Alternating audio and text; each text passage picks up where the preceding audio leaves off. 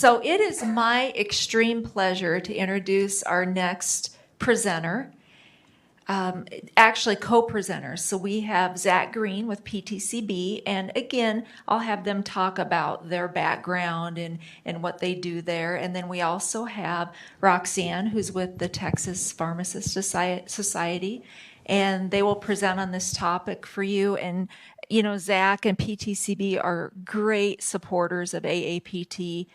I think you're all familiar with PTCB. They do so much work for technicians. So help me welcome Zach and RoxAnn.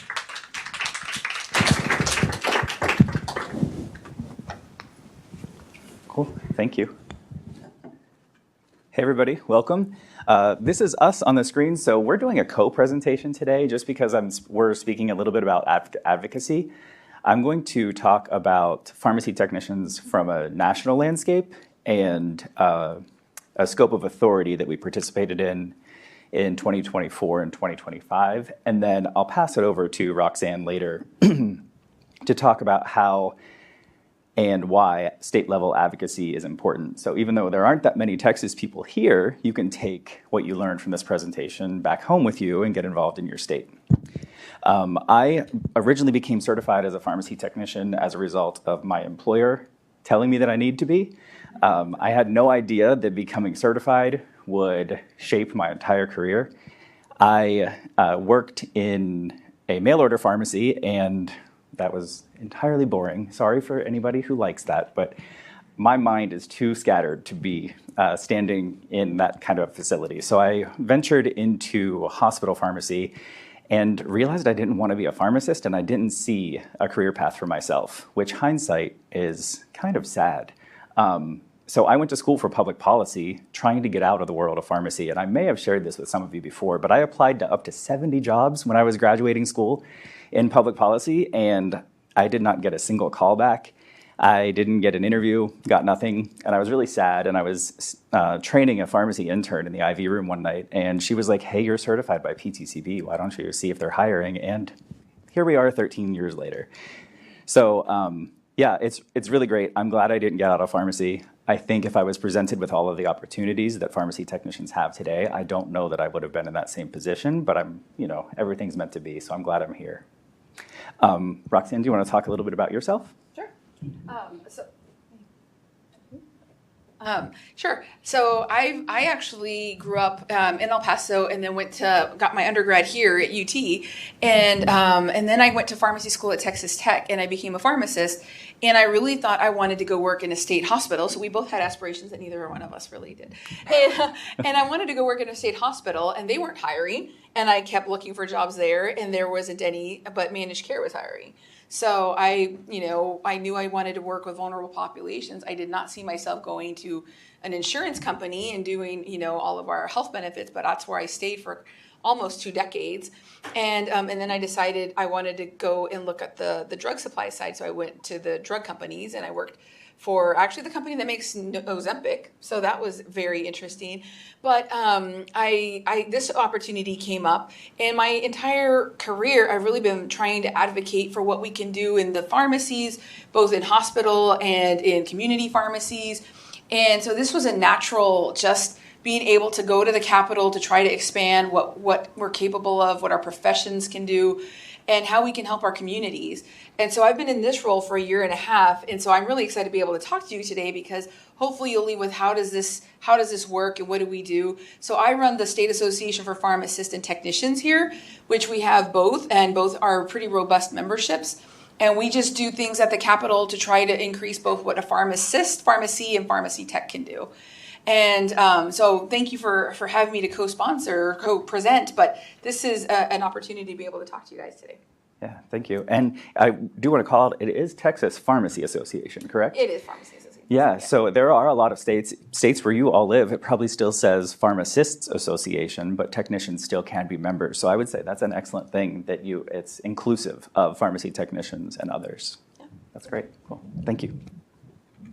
These are our disclosures, just that who we're employed by, which you just heard about, and we're not getting paid any otherwise. Learning objectives for this, these are kind of lengthy, so I'll just kind of skim through them, but we'll identify and compare the diverse tasks authorized for pharmacy technicians across different state jurisdictions, which I kind of already touched on. Describe the consensus-based recommendations developed by the NASPA, which is the National Association of State Pharmacy Associations. So where RoxAnn is a member of that National Association of State Pharmacy Associations. So we came up with, they came up with a work group that PTCB was able to participate in, and I'll talk a little bit more about that, but I want to touch a little more on that so you'll be able to describe what that consensus-based recommendations mean.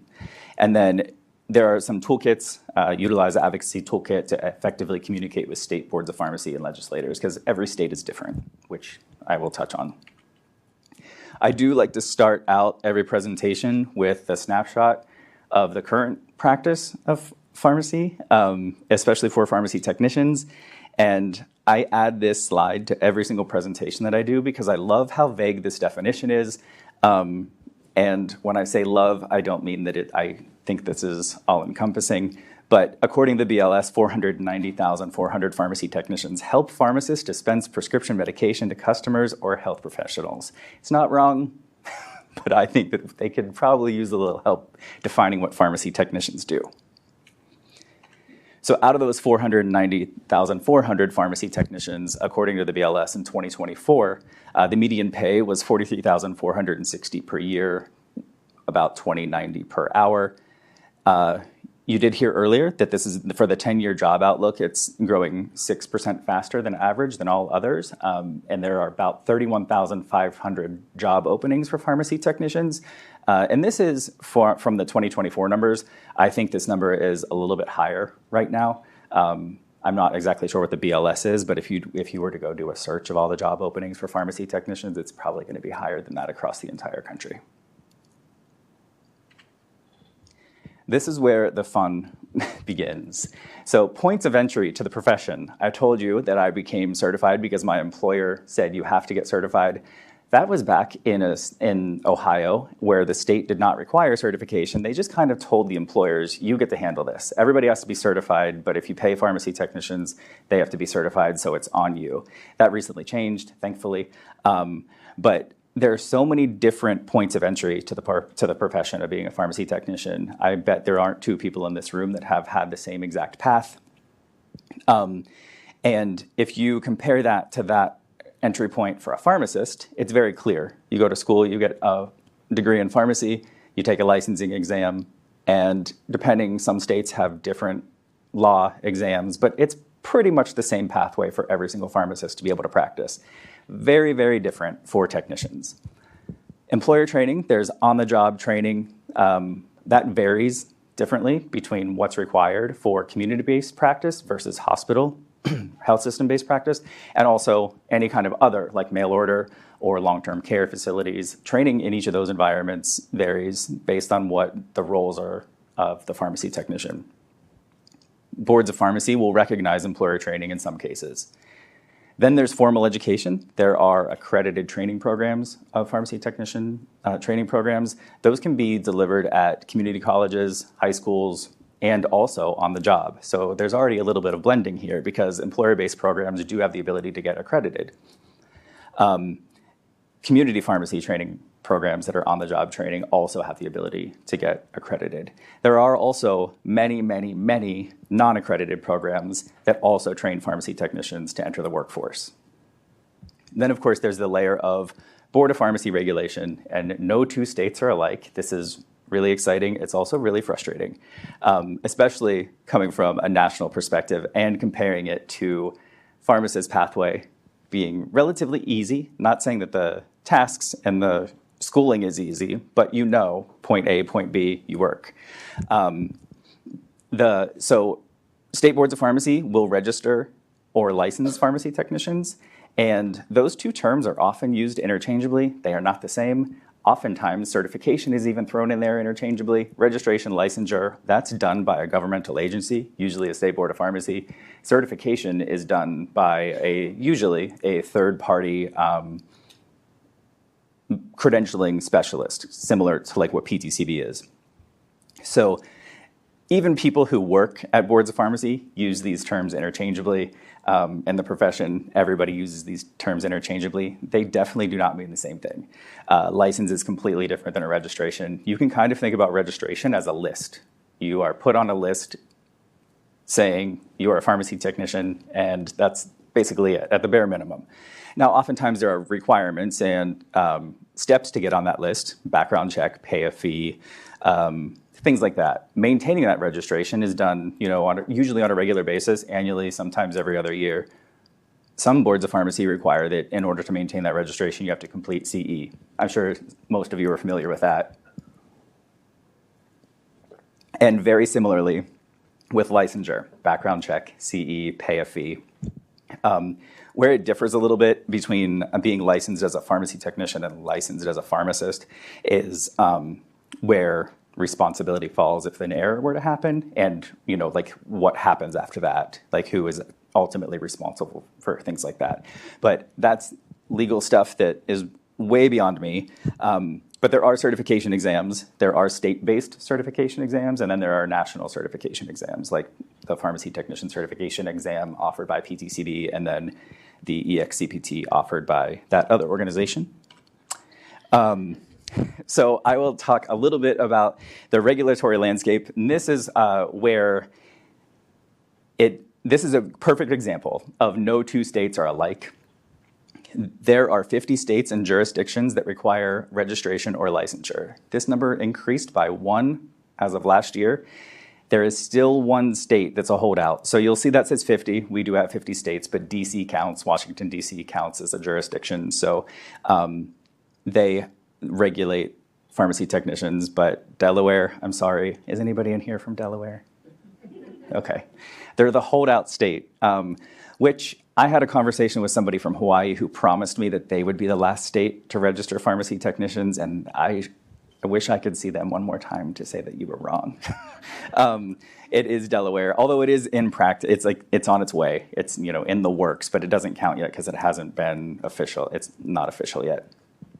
Only 17 states require national certification.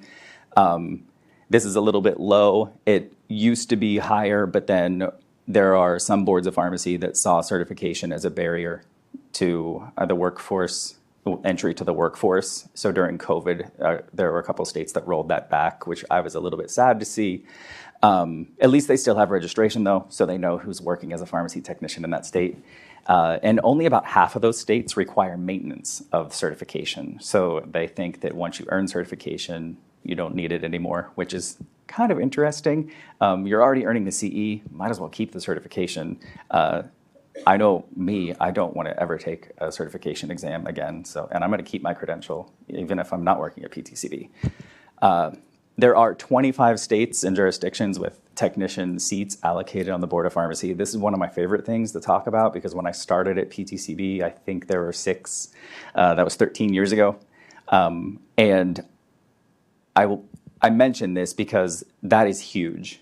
Having pharmacy technicians serve on boards of pharmacies where the practice of pharmacy is regulated is huge. We are impacted as pharmacy technicians on a daily basis with what is decided at the board level. So why not have us be part of that discussion on a daily basis? So I'm excited to see that. And I think that these last 2 points here are, I don't know if it's directly related, but I will say that I think having pharmacy technicians part of this, seeing these numbers increase is directly related to pharmacy technicians serving on boards of pharmacy.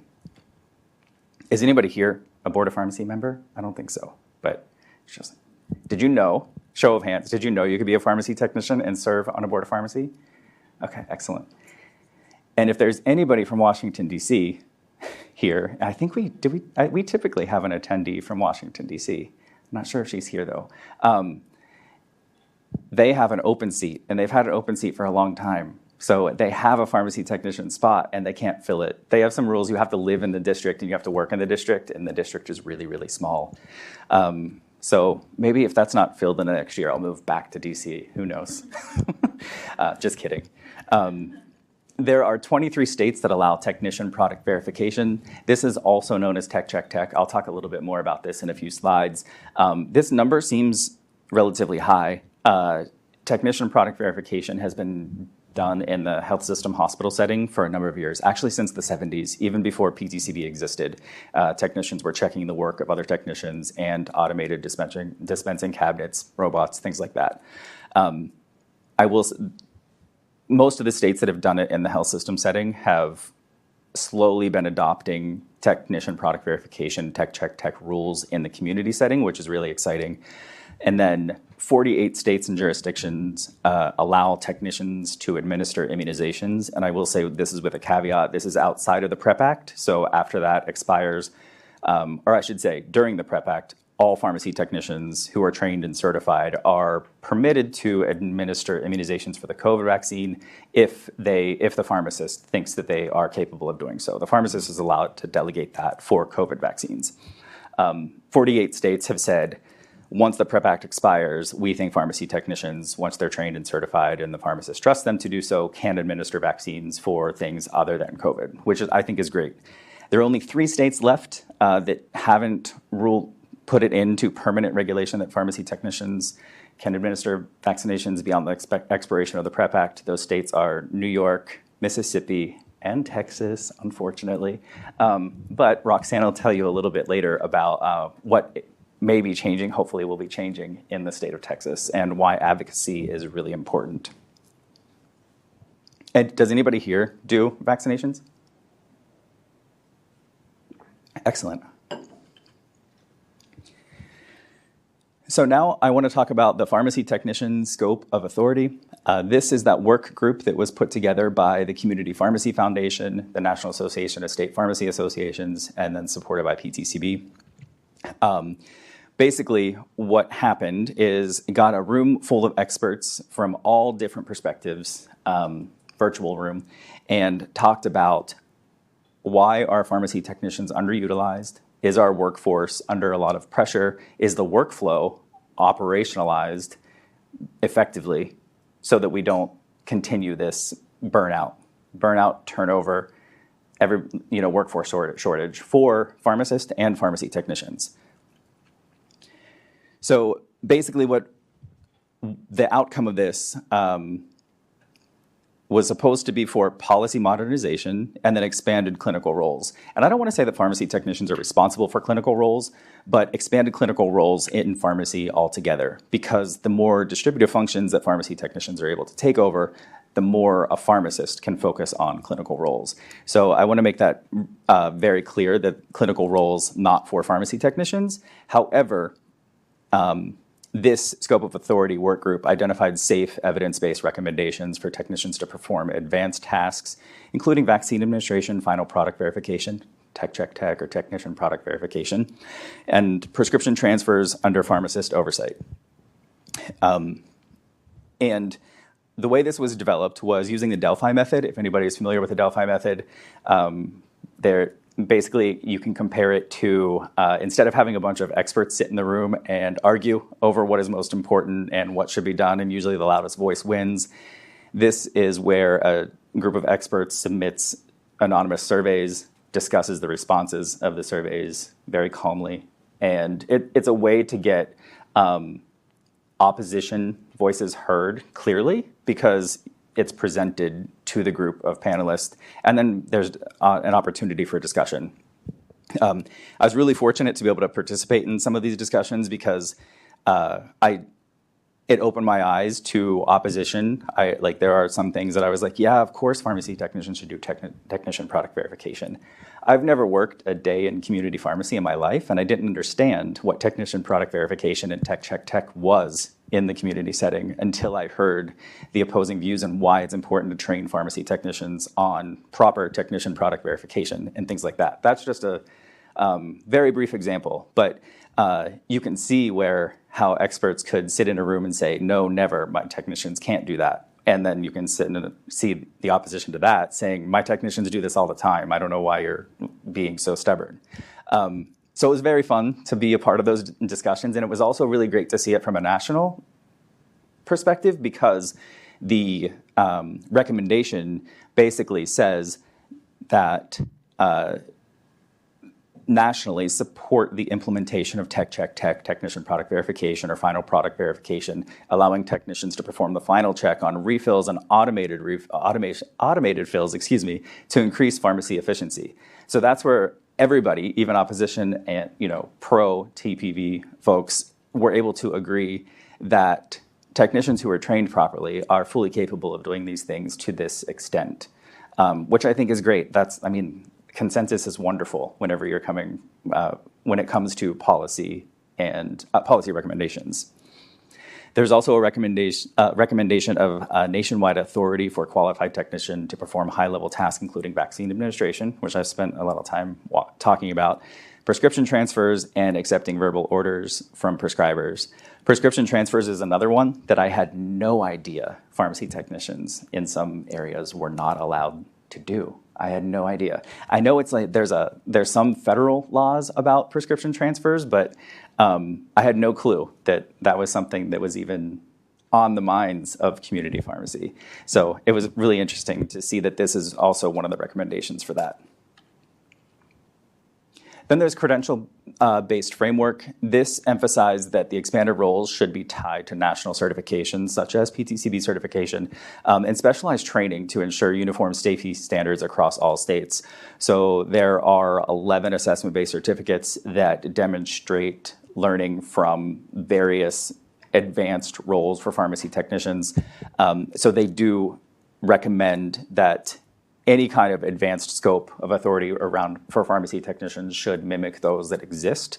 And then workforce optimization, obviously, aim to modernize state practice acts to allow pharmacists to shift their focus toward direct patient care and clinical services by fully utilizing the technician workforce. Basically, what it came down to is the workflow in pharmacy. Pharmacy technicians are underutilized. And I know that maybe some here in the room might be thinking underutilized. I feel like I'm overutilized.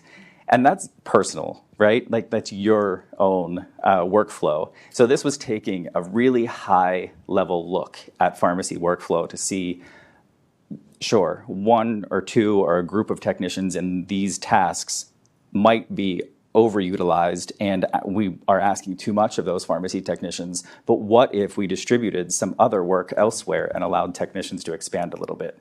So I don't want you to hear the word underutilized and think, what the heck? Like you're asking me to come in on my days off. I'm not underutilized. It was an entire workflow sample. So yeah, with the Pharmacy Technician Scope of Authority, there are a couple of resources. There's an advocacy toolkit that you can download. This QR code should take you to the overview. And then if you want to see that work group recommendations one pager, and then the key elements for pharmacy technician scope of authority final report is finally published and it's available for download for free. Let me know if that QR code does not work. I put this on here a few months ago and I'm not sure if the URL has changed, but it should be there.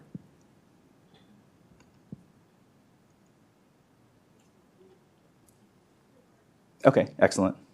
And then once you all have access to that, I do want to now turn it over to RoxAnn to talk about how not necessarily this exact workforce or this scope of authority has influenced change in Texas, because Texas has already been working on a number of things. So I do want to pass that over to you to talk about state level advocacy. Thank you. Well, I guess I can't go better. I mean, if we don't have hardly any of this stuff, we are a very restricted state in terms of scope. And that's for several reasons. One, I think that we just have a really robust medical group that doesn't really allow a lot of practice, but you also have a lot of independents and chains, and they don't always see the same as what scope should be. And so there's a lot of things that then as the undercurrent that you may not see on the forefront, but it's important for you to know because that's how you start to advocate and that's how you start to change. But in the absence of advocating, things don't really change.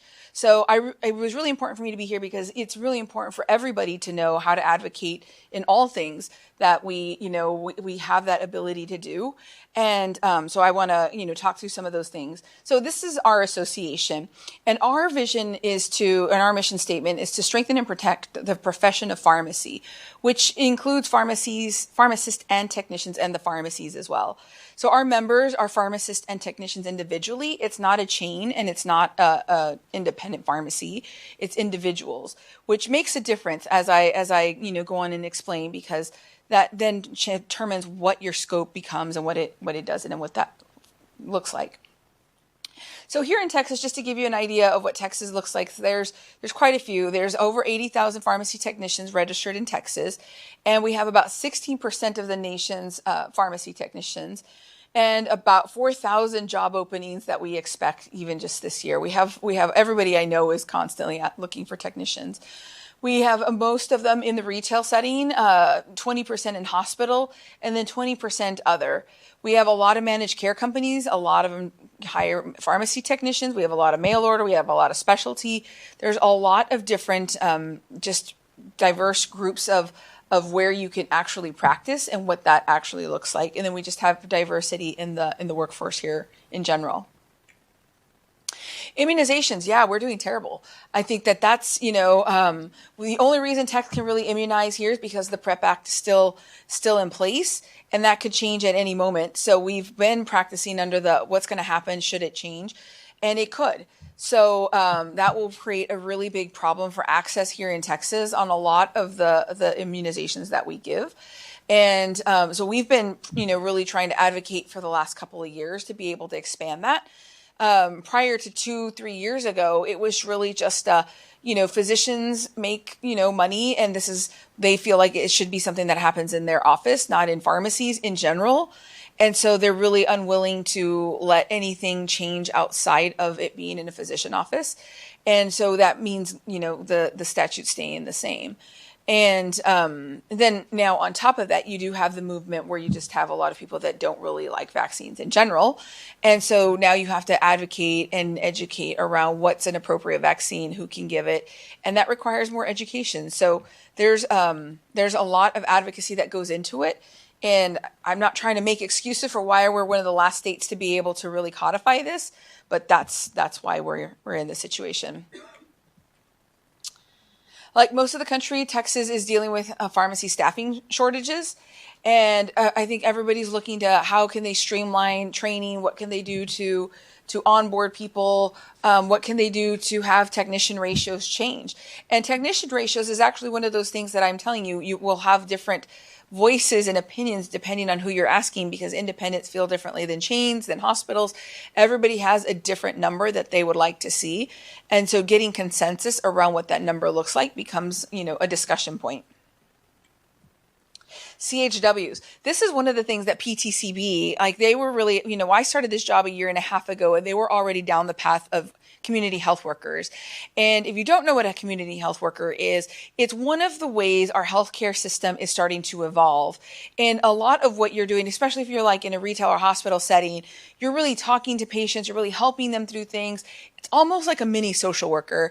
And PTCB actually was really ahead of that and said, we want to start exploring what this could look like in, a dual certification. So we were one of the pilots, or I know you had quite a few, but we were able to have 12 people that went through the PTCB Texas pilot, and every one of them that did it loved it. And everyone that's gone out there, we've been able to talk to legislators about it.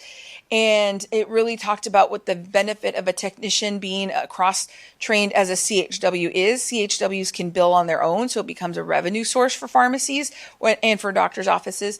And it helps patients. Patients really love their CHWs/technicians. And so because we had that pilot, we after those 12 were done, we said this is a really big thing. Everybody loved it. Let's do more opportunities. So we kept, the cohort of training up.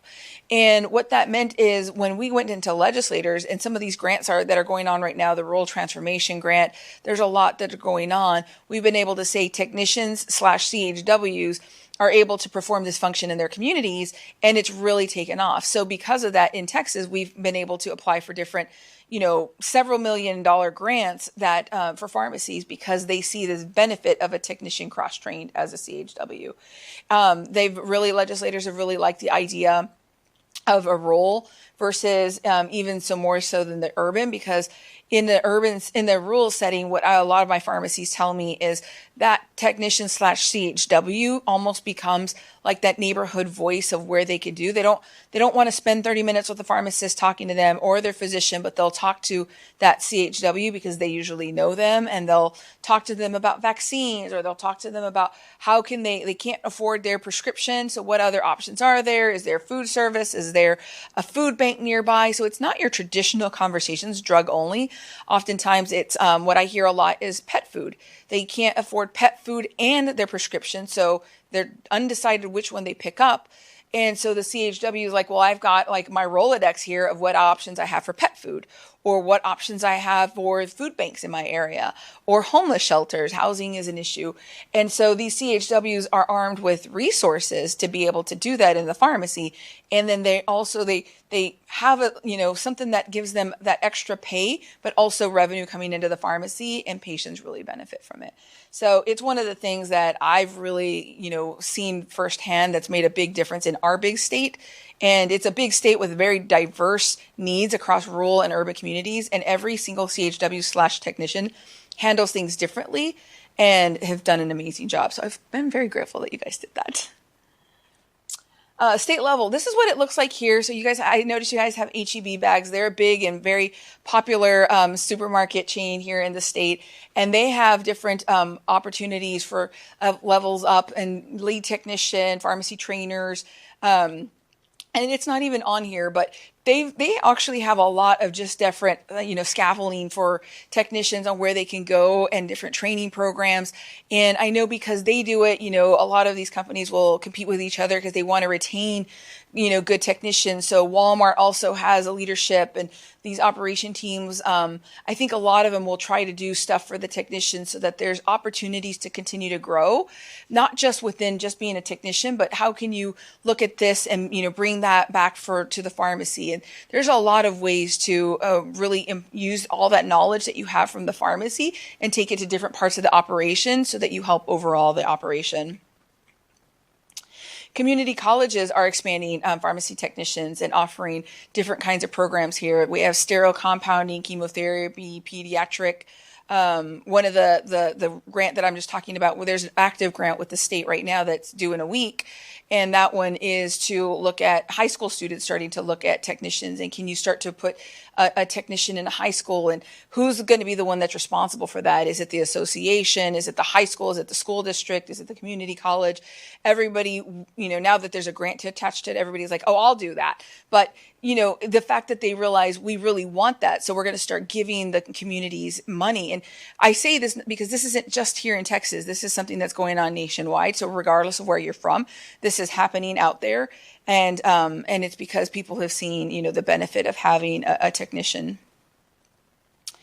And then, again, the expansion of Tech Check beyond hospitals, increasing the autonomy, and then just really this push for pharmacy team-based models, everybody working in synergy. So whether it's a CHW, whether it's the pharmacist doing some of these labs, being able to be that, that central point of contact is increasingly important. But I think a lot of times you guys own the relationships with a lot of the patients, and they trust you and they go to you first. And so really being able to, how do you use that to create the stronger overall team for the patient? Thanks. With that, we'll open it up to any questions. Yeah. You mentioned the community healthcare workers, I think.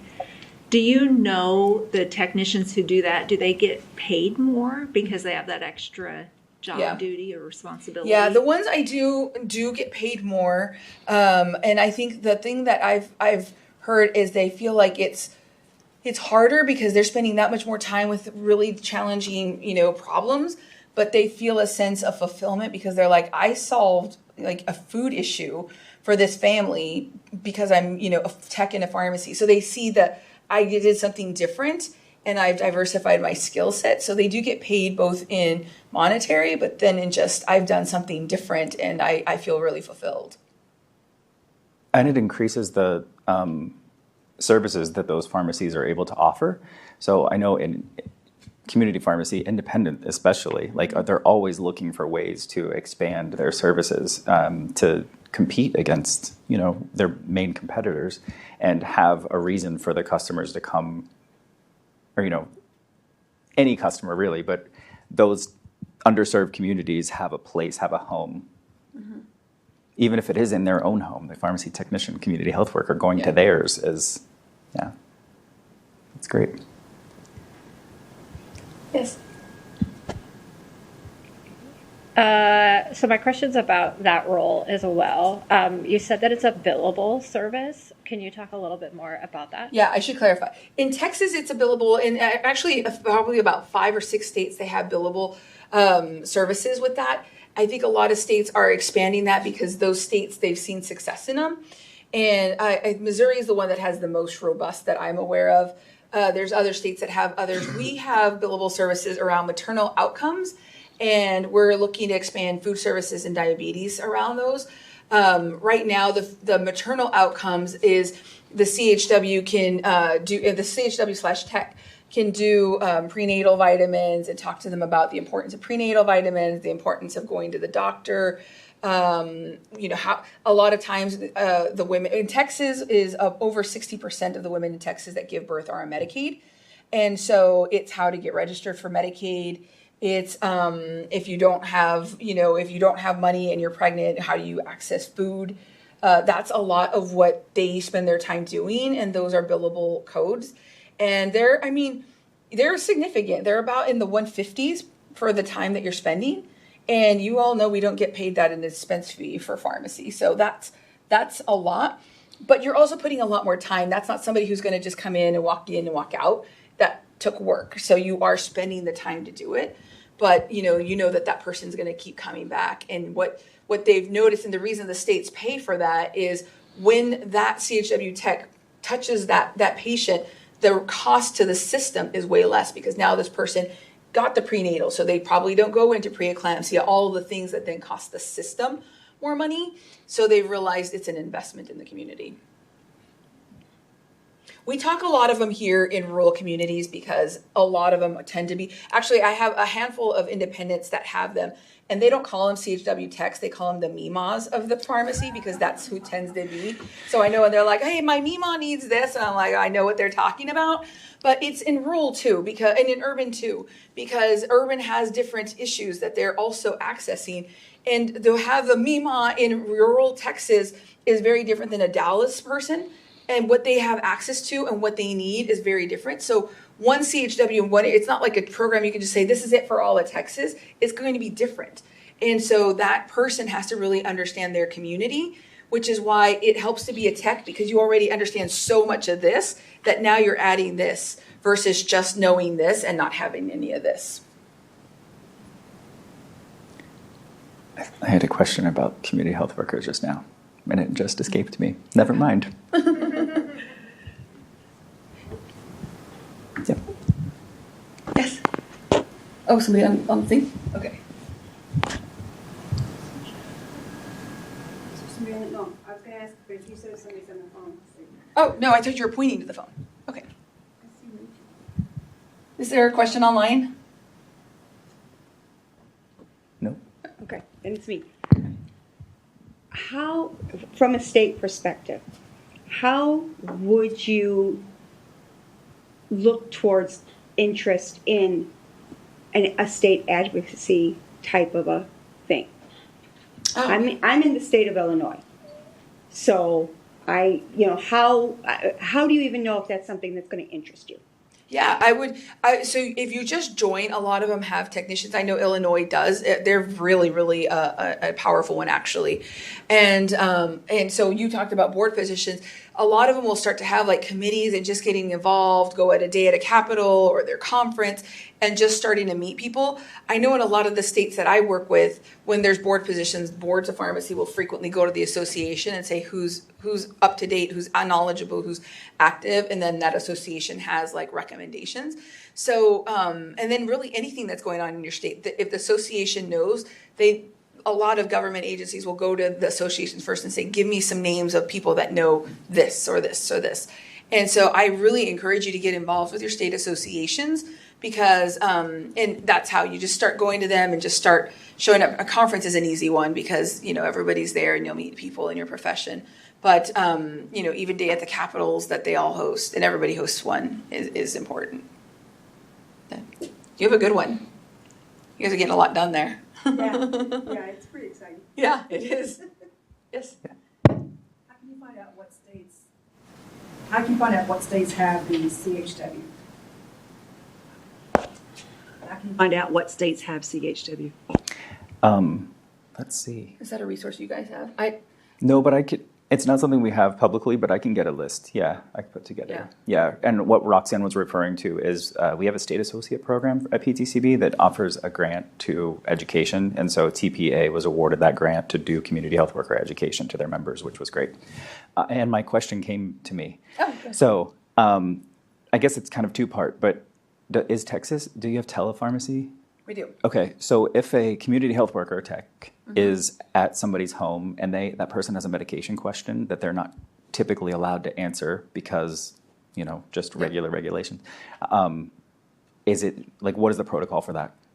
Oh, that's a great question. So not all CHWs predate them being a hybrid thing. So not all CHWs are going to be techs. Yeah. In yours, if they're in the home, they're probably associated with a hospital or somebody else.